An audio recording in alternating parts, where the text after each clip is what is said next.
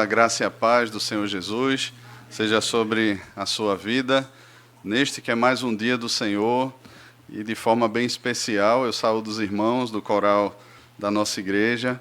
Que Deus os abençoe, meus irmãos. Que bênção a gente poder cantar verdades tão profundas, que alegram o coração, porque são a verdade da palavra de Deus.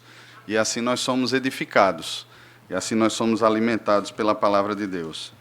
Nós estamos seguindo uma série. Abra sua Bíblia em Mateus, capítulo 4, do versículo 12 ao versículo 17. Nós estamos expondo o Evangelho de Mateus aqui no culto da tarde e provavelmente serão duas exposições. Eu estou terminando a exposição em Juízes. No próximo domingo nós pregaremos aqui Juízes no capítulo 21. Samuel está expondo o livro de Ruth, o texto de Ruth, e para não ficarmos com 3 exposições aqui seguindo, o Evangelho de Mateus será exposto tanto pela manhã quanto pela tarde também, como Samuel, quando prega em Ruth, ele prega tanto pela manhã quanto pela tarde. Então isso é um desafio para os irmãos da igreja virem pela manhã e à tarde também, se quiserem acompanhar as exposições, tá joia? Mateus capítulo 4, do versículo 12 ao versículo 17.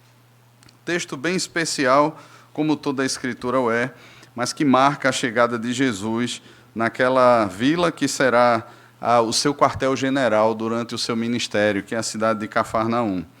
Diz assim a palavra do Senhor: Ouvindo, porém, Jesus que João fora preso, retirou-se para a Galiléia e, deixando Nazaré, foi morar em Cafarnaum, situada à beira-mar, nos confins de Zebulon e Naftali, para que se cumprisse o que fora dito por intermédio do profeta Isaías: terra de Zebulon, terra de Naftali, caminho do mar, além do Jordão, Galiléia dos gentios.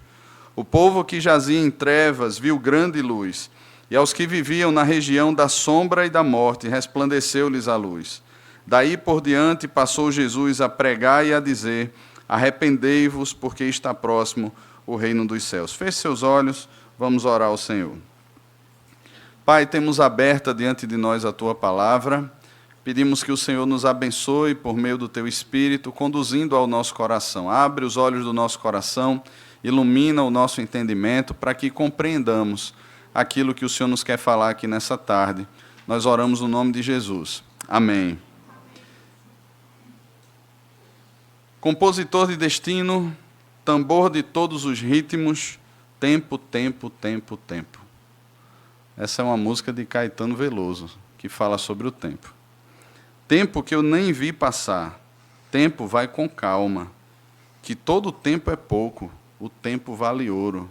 Essa é de uma outra cantora chamada Priscila Brenner, que fala também sobre o tempo. É interessante como o tempo para muitos é quase que uma divindade. Eu não sei se você percebe nas canções, eu mencionei aqui um pequeno trecho de 2 canções de compositores diferentes, mas quando a gente para ouvir músicas que falam sobre o tempo, parece que cada poeta compara o tempo como se fosse uma divindade. Eles chamam o tempo do Senhor, existem músicas até que tratam o tempo como sendo aquele que rege a história, que governa todas as coisas. Vá com calma, Senhor, seu tempo. A Bíblia nos ensina, irmãos, no entanto, que nós temos um Senhor que é o Senhor do tempo.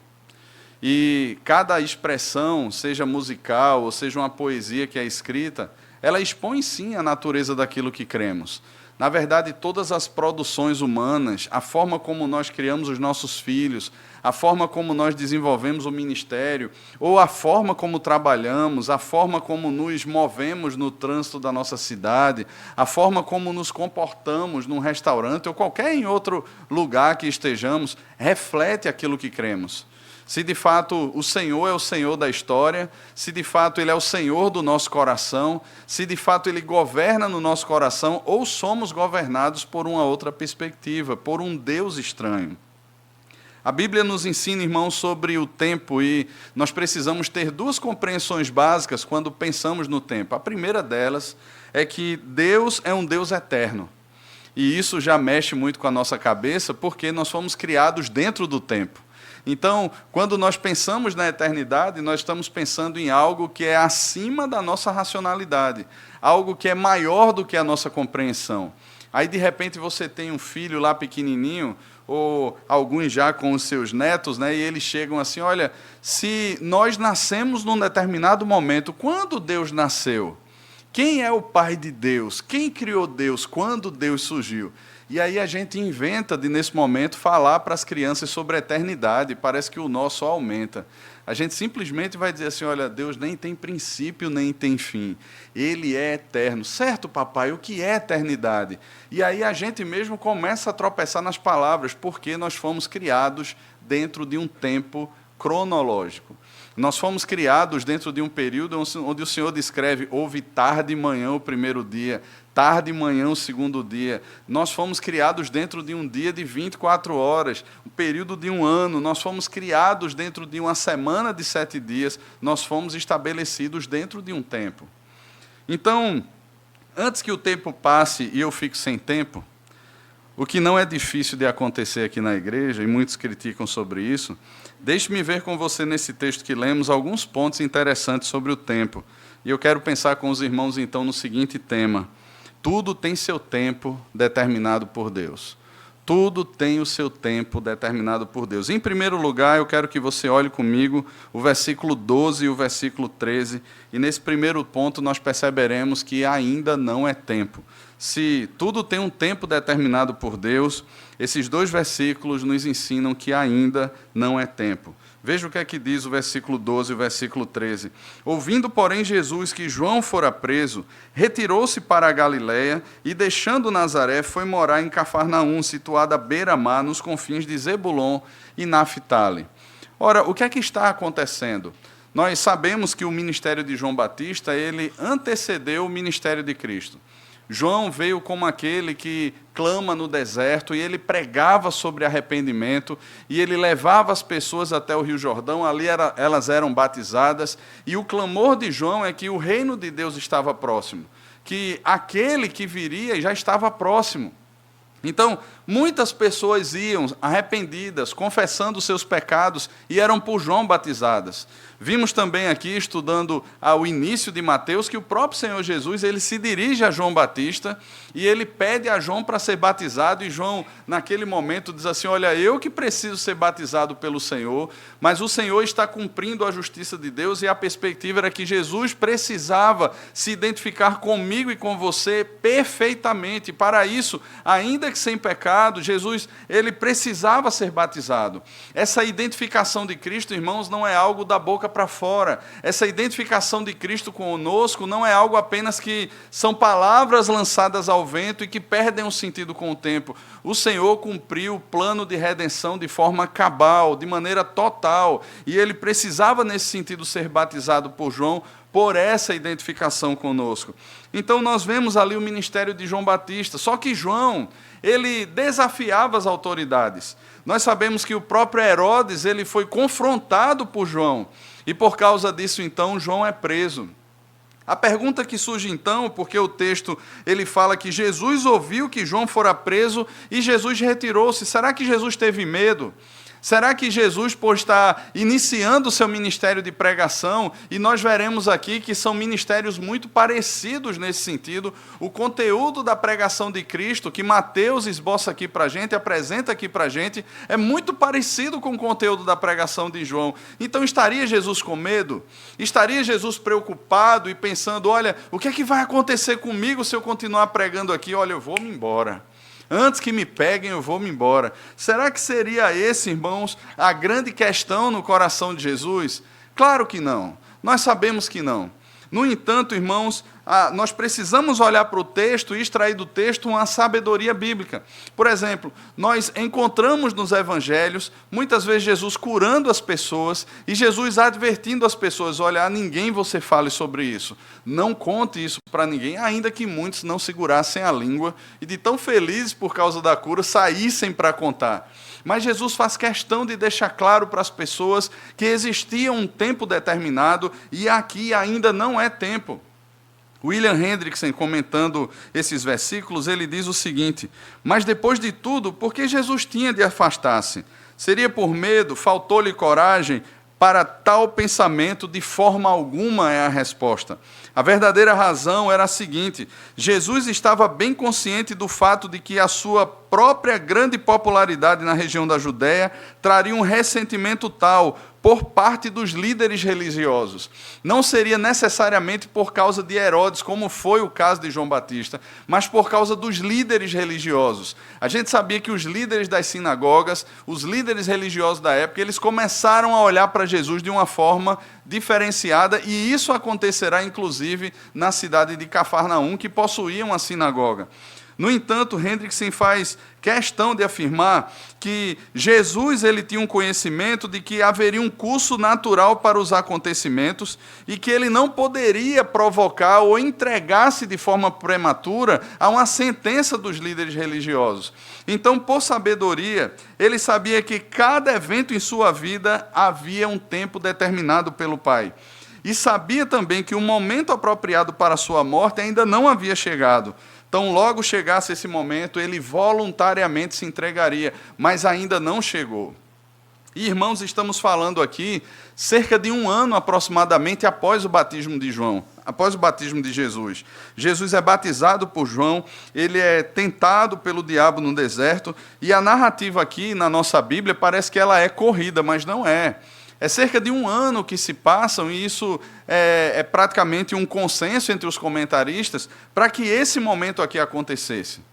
Então, Jesus vê o seu primo João sendo preso, ele tem notícias disso, todo um processo se desencadeia, ele sai da região da Judéia e ele vai para a região da Galileia, mais precisamente para a cidade de Cafarnaum. Cafarnaum significa nada mais nada menos que a vila de Naum.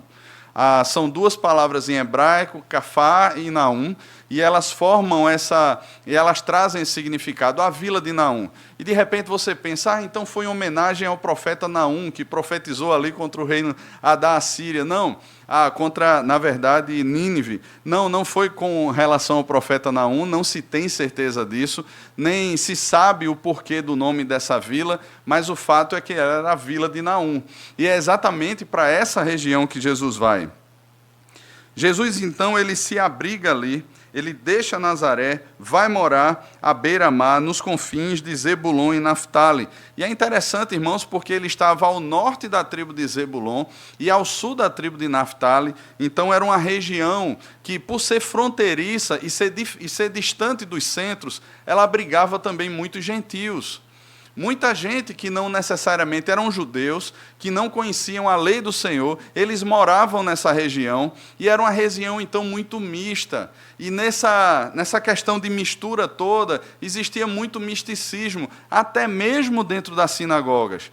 Eu estava assistindo um programa há pouco, e nas escavações que foram feitas, a partir de pouco tempo, não tem tanto tempo assim, década de 80, década de 90, foi descoberta uma grande sinagoga em Cafarnaum, e perceberam nessa sinagoga altares pagãos.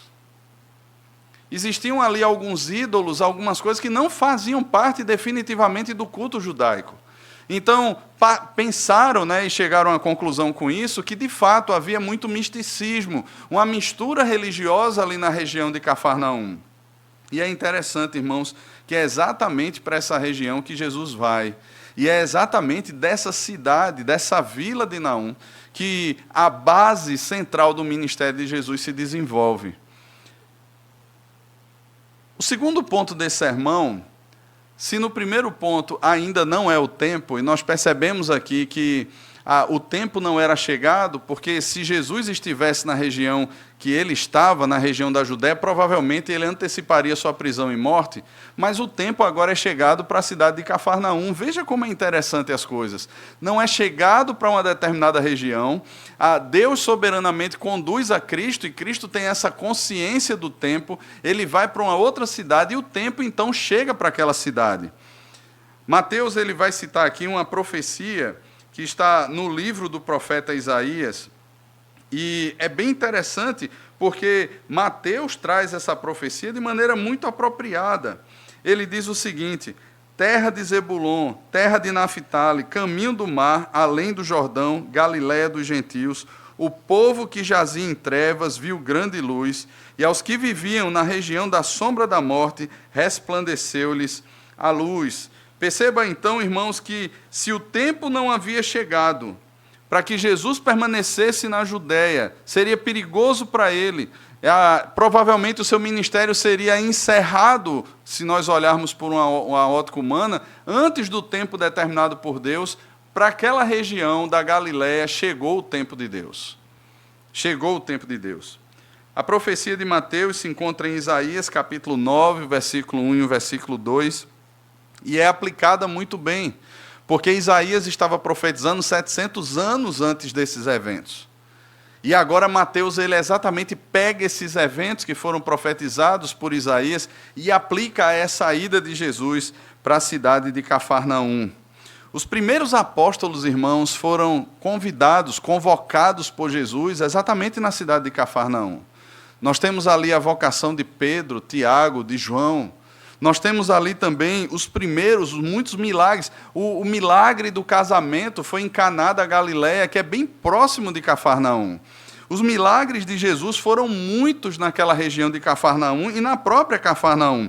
Foi em Cafarnaum que Jesus pregou aquele sermão de João, capítulo 6, de 24 a 65, eu sou o pão da vida. Foi em Cafarnaum, irmãos, que estava situada, era em Cafarnaum que estava situada uma via, que era uma via comercial muito próspera. Ou seja, Cafarnaum, ela tinha um grande potencial para que ali, Jesus desenvolvendo o seu ministério, a palavra se expandisse não só pela Galiléia, mas pela Judéia e para todas as regiões de Israel. Lembre que o primeiro ministério de Jesus nesse sentido foi testemunhar os próprios filhos de Israel. E Jesus está numa região que contém os filhos de Israel e também muitos gentios nessa região. O tempo de Deus chegou para Cafarnaum. Se o tempo de Deus não estava ainda contido para a região da Judéia, pelo que já falamos, o tempo de Deus chegou para Cafarnaum. Nós vimos hoje pela manhã, na exposição do livro de Ruth, o tempo de Deus na vida de Ruth e o tempo de Deus na vida de Boaz. Como Deus conduziu a história. Ruth estava num campo e nem tinha noção que aquele campo pertencia a Boaz. E ela estava sendo fiel, íntegra, caminhando ali em humildade. E, de repente, Boaz, ele procura saber quem era aquela mulher. E nós conhecemos bem a história, não foi forçado, não foi algo buscado por Ruth. Ruth tentando ali, de alguma maneira, se chegar a Boaz, tentando de usar de algum meio político, de algum jeitinho brasileiro, né?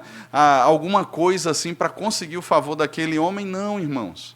Deus já havia determinado na história o tempo para que aquela história acontecesse, dentro de um tempo tão terrível em Israel, que foi o período dos juízes. Um período de apostasia, não só de esfriamento, mas de apostasia.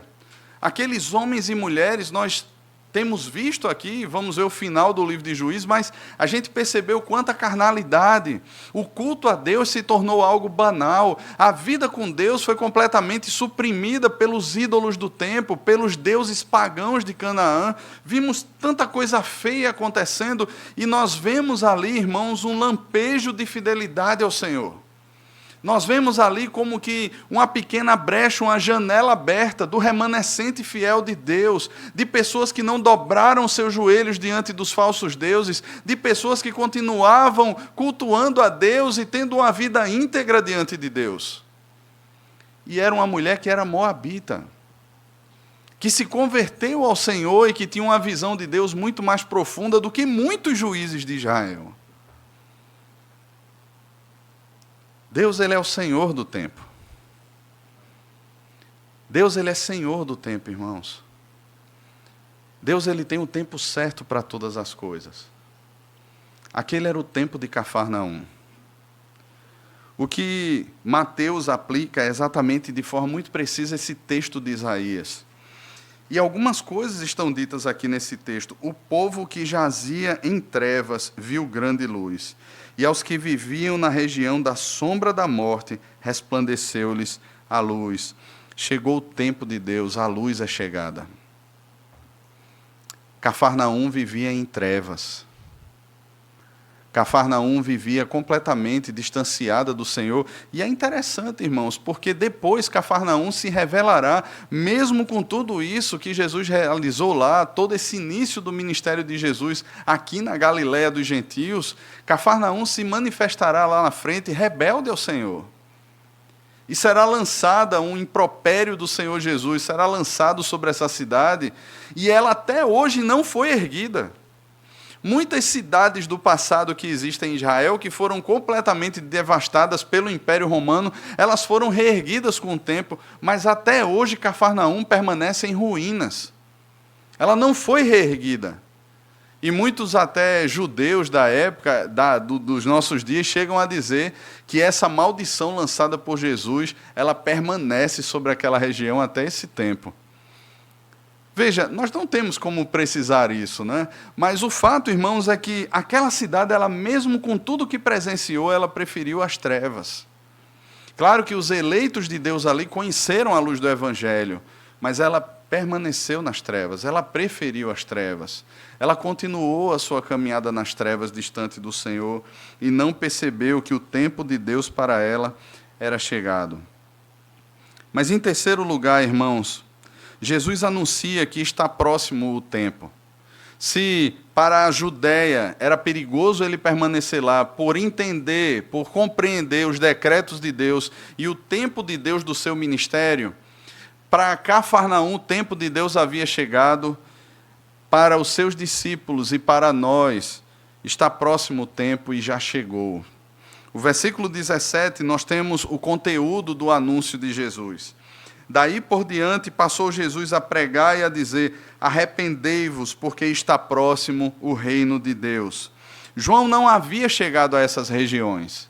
João Batista não havia pregado nessas regiões. O povo dessa região não havia ouvido a mensagem de João Batista: se arrependam, creiam no Evangelho, confessem os seus pecados. Eles permaneciam em trevas.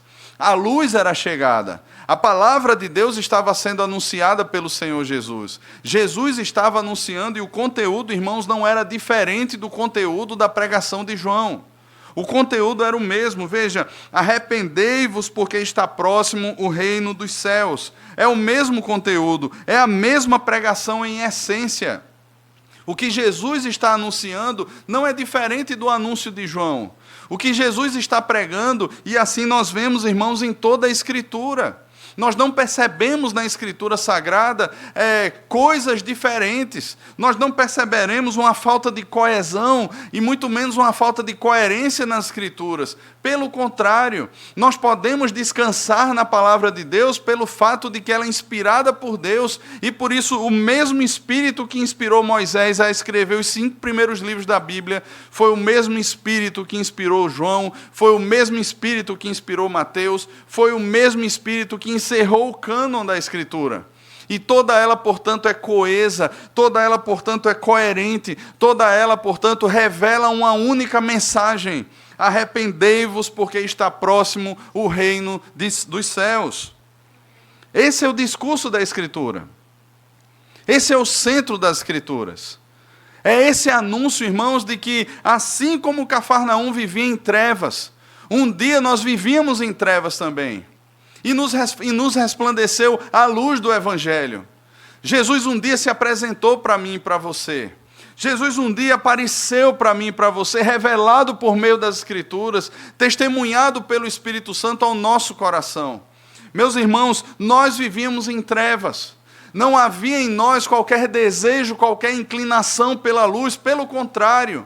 Nós éramos como os ímpios dos nossos dias. Se nós chegarmos hoje para qualquer pessoa que está sentado na mesa de um bar, ou adorando um jogo de futebol, ou prostrado diante de uma televisão, ou prostrado diante do sexo ou de qualquer outra coisa, e perguntarmos, questionarmos se de fato essa pessoa é livre, questionarmos se de fato ele é escravo de algo, ele vai dizer: escravo é você. Você é escravo da religião, você é um tolo. Eu descobri a luz, eu vivo a perfeita liberdade, eu sei o que é curtir a vida, enquanto que você não sabe. É isso que dirão e é isso que nós dizíamos também. Mas quando a luz do Evangelho resplandece em meio às trevas, irmãos, nós percebemos de maneira muito clara as grandes trevas do nosso coração. A luz, quando chega, irmãos, ela revela que há sujeira debaixo do tapete. A luz, quando chega, irmãos, ela revela que há sujeira debaixo da cama, há sujeira debaixo do nosso coração, há sujeira em nós. A luz revela a podridão que há em nós. Jesus estava ali, irmãos, e à medida que Jesus caminhava, as trevas eram reveladas. E nós jamais perceberemos que existem trevas quando a luz não chega. Porque os nossos olhos se acostumam com o escuro. O nosso coração se acostuma com o escuro. A gente se acostuma com a vida de trevas. A gente se acostuma com o orgulho. A gente se acostuma com a soberba. A gente se acostuma com essas coisas todas. E o mundo está gritando para mim e para você: isso é que é viver a vida. Faça por você, cresça, produza, vá em frente. Olha, não importa os meios, o que importa são os fins. Não importa se você vai usar, se você vai ser usado. O que importa é o que você pode ganhar no final dessas coisas. Descubra o mundo, descubra o seu corpo, seja feliz, seja quem você é, faça o que você quiser. E nem se apercebem que isso é escravidão. Porque, irmãos, não existe verdadeira liberdade à parte do Senhor. Não existe verdadeiro prazer, verdadeira satisfação separados do Senhor. Irmãos, o pecado ele pode dar um prazer momentâneo. Sim, ele pode trazer alguma satisfação naquele momento, mas no final, ele bate a porta com a cobrança terrível, ele traz a vergonha, ele expõe a vergonha diante dos outros, ele revela para o nosso coração que nós precisaremos sempre de mais, porque aquilo não nos satisfaz mais, e não é mais um copo, mas será uma grade inteira, e não é mais uma mulher, mas serão várias mulheres, e não é mais uma conta bancária, mas será ela cada vez maior. É como se fosse uma fonte insaciável, devorando o nosso coração e a nossa existência. E não importa mais o que eu faça, não importam mais os meus relacionamentos, não importa mais o meu casamento, meus filhos não importam mais, o que importa é que eu seja satisfeito, só que nunca satisfaz. Essa é a vida das trevas. E há tantas pessoas afundadas, irmãos, nas trevas, olhando e dizendo: olha, eu preciso de um novo curso, eu preciso de um novo amor, eu preciso de um novo carro, eu preciso de uma nova vida, eu preciso de outro país, eu preciso disso, preciso daquilo outro, porque o coração é essa fonte insaciável. Quando a luz chega, ela revela as grandes trevas do nosso coração. Essa é a chegada do reino de Deus, irmãos. O reino de Deus é o domínio de Deus sobre o nosso coração. É quando não mais eu vivo, mas Cristo vive em mim. É quando todos os meus desejos, as minhas inclinações, eles permanecem lá, mas só que eles não buscam mais a pirataria desse mundo para se alimentar. Eles agora se alimentam na fonte verdadeira de água viva. Eles não olham mais para as coisas e para as pessoas como um devorador, dizendo assim: eu preciso. Eles são satisfeitos em Cristo. Meus irmãos, esse é um caminho completamente diferente e que não é próprio a nós. O que é próprio a nós é a lama do pecado.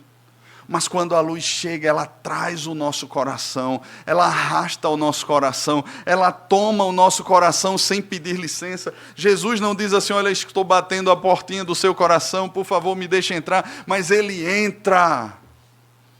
Ele faz a vida brotar onde havia morte, e Ele nos traz de um estado de miséria, de depravação, para um estado de vida. Meus irmãos, a vida, o reino de Deus é chegado. É Deus dominando e vencendo o nosso coração. E sabe, meus irmãos, muitas vezes, dentro dessa perspectiva, na nossa santificação, nós caminharemos e muitas vezes nos veremos presos ainda. Em muitos aspectos nos veremos presos. Em muitos aspectos olharemos para nós mesmos e diremos assim: por que a minha vontade não está sendo feita? Por que eu estou passando por isso ou aquilo outro? E seremos lembrados mais uma vez, irmãos. Ontem eu falava numa igreja E chegou um ponto do texto que o apóstolo Paulo dizia, dando graças a Deus por tudo. E depois, no momento de compartilhar, nós falamos sobre perdas, sobre doenças, sobre catástrofes, sobre coisas que nós não esperávamos e de repente aconteceram. Como é que a gente pode dar graças por isso? Como é que a gente pode ter um coração grato a Deus por isso? Meus irmãos, o que nos livra do desespero e traz a gratidão ao nosso coração é lembrarmos da soberania de Deus. E veja, Deus ele é tão educado nesse sentido que ele compreende até mesmo os nossos salmos de incompreensão com a sua vontade. Você lembra de vários salmos onde os salmistas questionavam, né? Ah, Senhor, caducaram as tuas promessas, o Senhor esqueceu de mim, ó Senhor, por que é que o ímpio prospera? Senhor, por que é que isso está acontecendo? E de repente, irmãos, o salmo dá uma guinada. E o salmista passa a olhar mais uma vez e lembrar da soberania de Deus. Só que os salmos, eles não foram escritos, provavelmente, que o salmista sentou e disse, eu vou escrever aqui uma canção. Muitas vezes os salmos são escritos a vida toda. É a experiência de uma vida. É o cântico de uma caminhada inteira. Talvez, depois de muitos anos, sem entender o porquê determinadas coisas estão acontecendo, lá na frente nós entenderemos um pouquinho, olhando pelo retrovisor da providência de Deus, e aí sim diremos assim, agora eu sei porque eu passei por isso. E aí cantaremos, foi-me bom passar por tribulações. Irmãos, o tempo do reino de Deus chegou, e o reino de Deus traz toda essa bagagem ao nosso coração. E põe o nosso coração no seu devido lugar. É tanto que, na próxima mensagem de exposições dessa série, os irmãos perceberão que quando Jesus ele está caminhando na praia, ele percebe ali aqueles discípulos, e o reino de Deus chega ao coração daqueles discípulos por meio de uma pesca maravilhosa.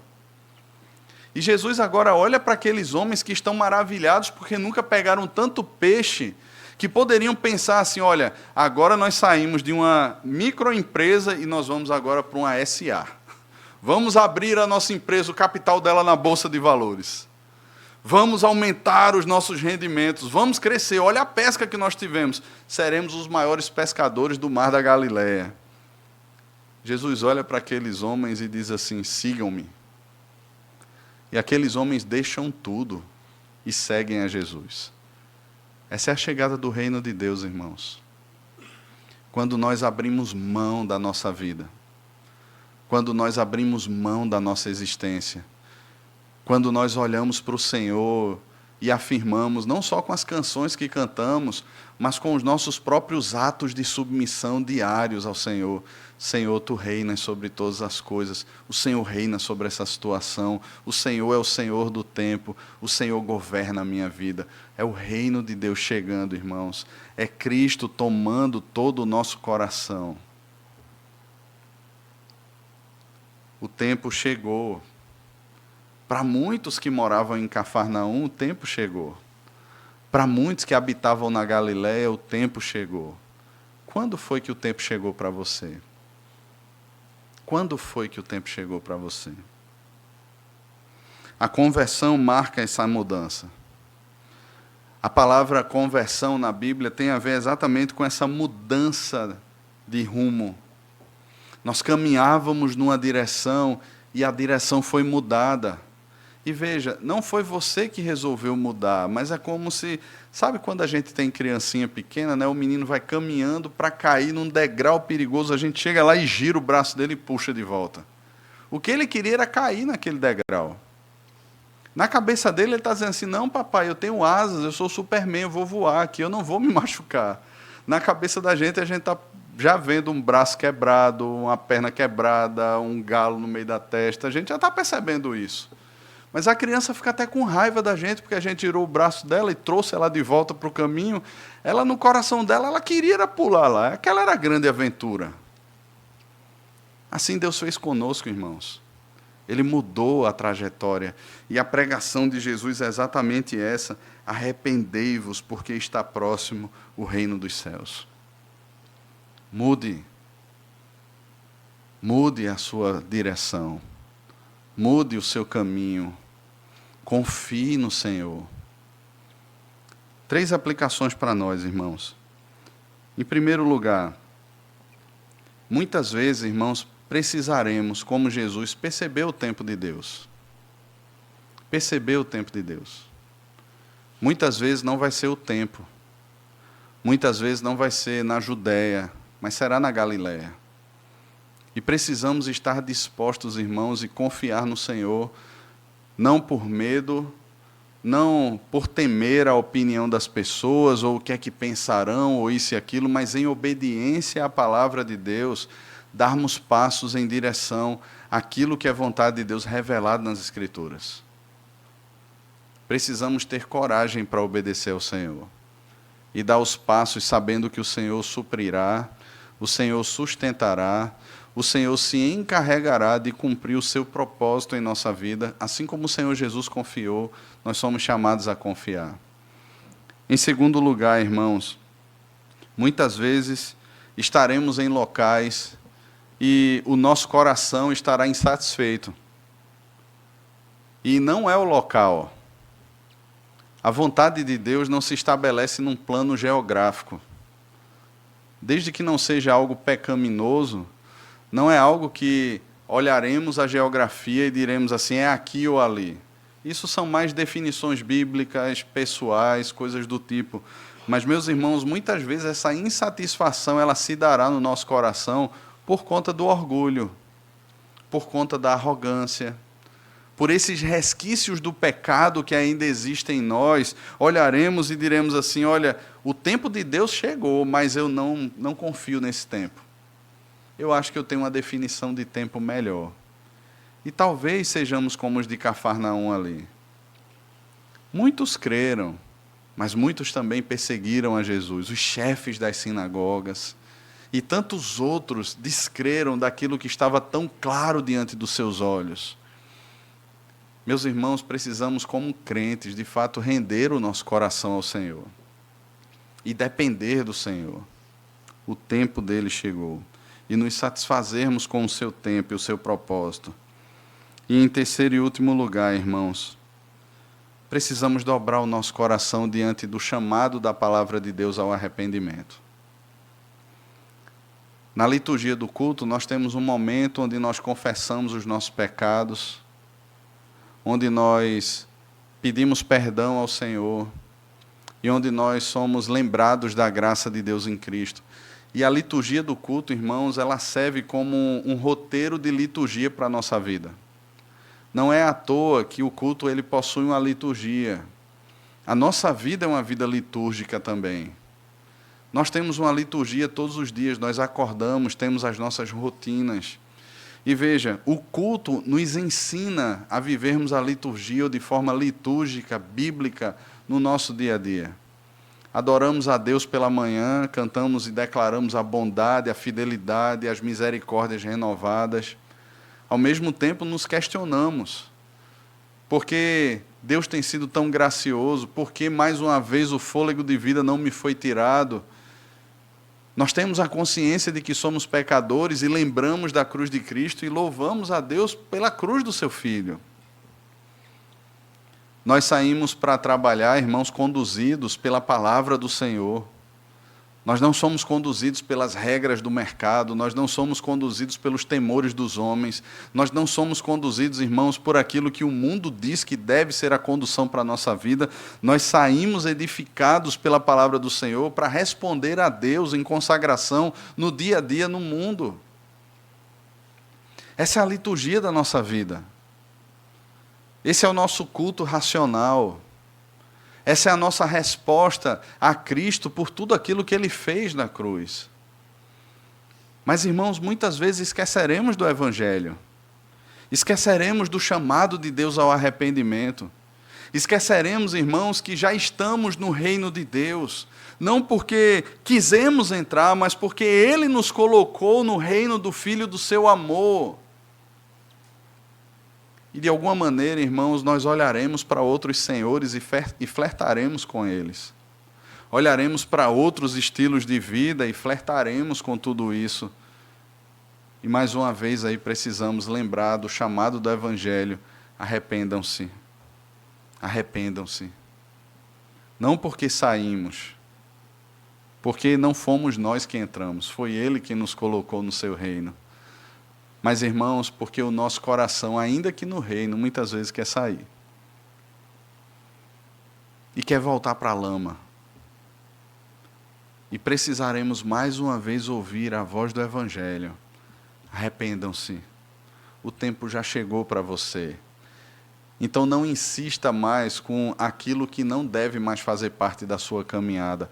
Abra mão disso. Abra mão disso. Você já foi lavado, remido pelo sangue de Cristo.